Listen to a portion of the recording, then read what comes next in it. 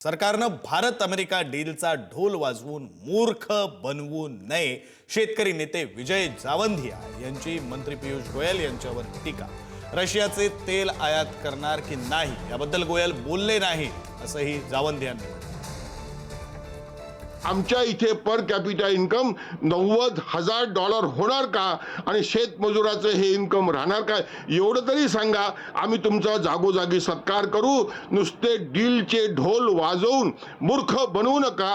11 वर्ष बनवलं, एक सहन करण्याची शक्ती असते, पण शेतकरी हा आता इतका दुर्बल झाला आहे की तो म्हणतो जो मिला वो खुश, जो नहीं मिला उसका दुख करने से कोई मतलब नहीं। यही है सबका साथ सबका विकास, यही है वास्तविकता। जय जवान जय किसान।